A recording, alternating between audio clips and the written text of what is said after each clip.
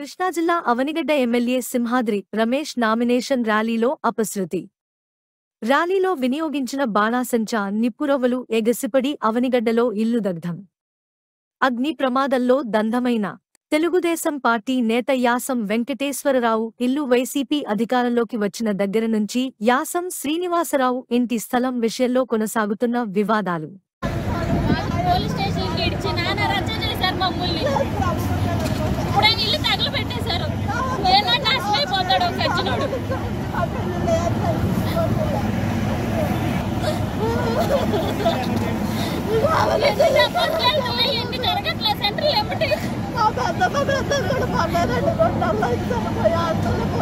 పెద్ద